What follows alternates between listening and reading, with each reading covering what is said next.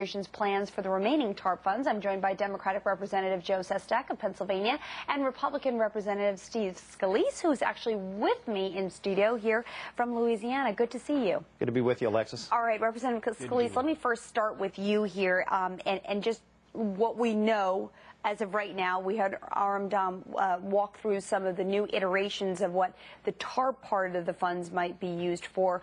What are you hearing of late, and are you feeling comfortable, frustrated? Where do you stand?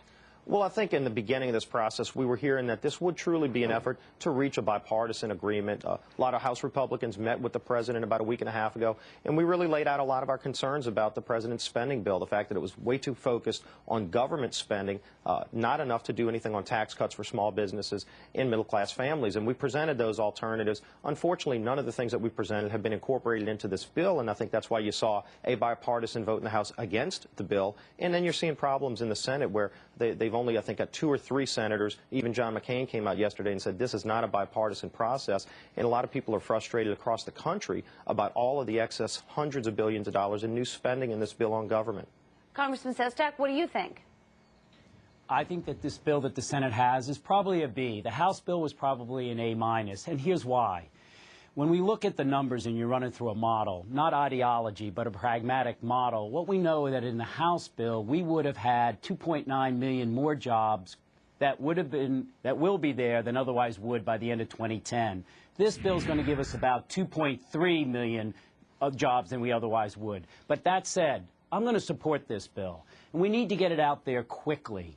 Now, we are going to have some concerns here.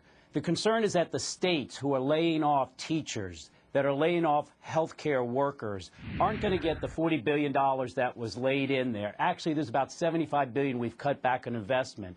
I would have gone a bit more and tried to salvage that. But these tax improvements that have been put in there, particularly the one for the housing at $15,000, good fix.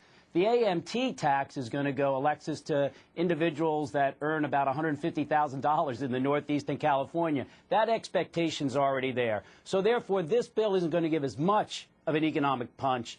But you know what? Time's wasting.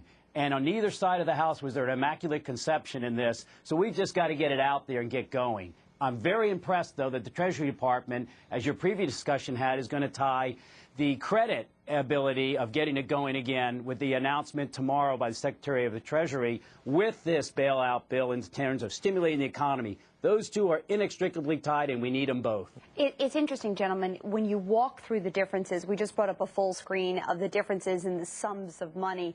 Biggest differences here are in tax cuts versus state aid, although there's a perception here that Timothy Geithner may announce tomorrow a program to help give funds to the monoline insurers so that the individual municipalities will have an easier ability raising their debt or at least getting some excess funding in the bond markets right now. But you also look through it and there's differences in health care, there's differences in public school, public university funding, some very, very big differences. I mean, Congressman Scalise, you tell me, are these reasonable differences? Are you willing to vote on this Senate plan? Well, initially when it left the House, even people in the White House were saying maybe it's too big, we need to scale it back. What we're seeing from the agreement in the Senate, it's actually about $8 billion more, bigger than when it left the House. So they're going in the opposite direction. I think that's why the president's going out on this damage control tour, because a lot of people are turning against it in the country as they see it's really a bailout to big government. It's not a lot that's going to help middle-class families. And I think it's much more important that we get this right. We take the time, if it means an extra week or two of sitting around and getting it right. That's much more important to the economy and to the American people than just rushing something through with some artificial deadline.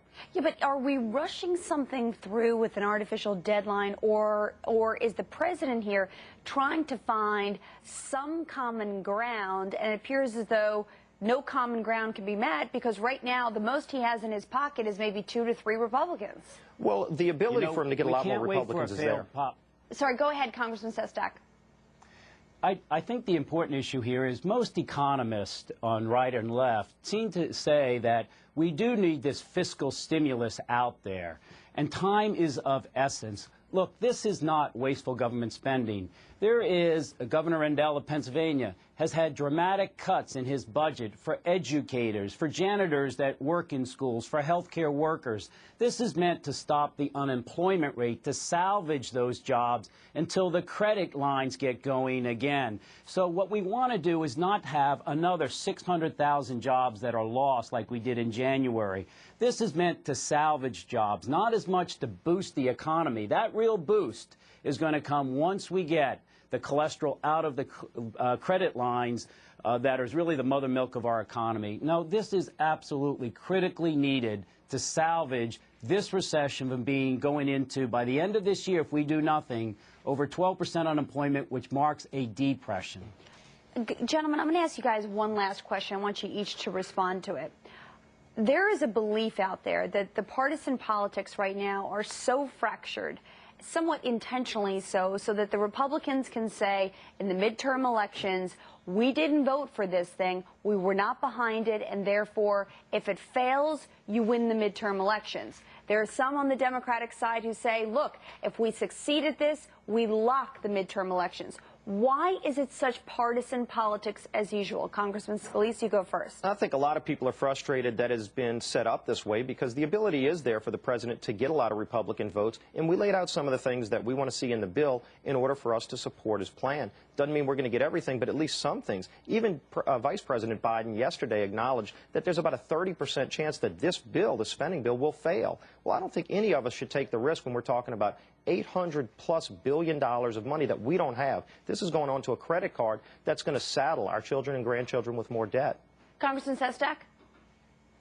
I think since I've been in Congress the last 2 years that this almost physical divide between the two parties, where the titans in Congress are most responsible, because that's where the actions is one of the greatest failures of our process. That said, at the end of the day, I believe that people will look at Mr. Obama having tried, and I do believe my Democratic Party could have done more in the House.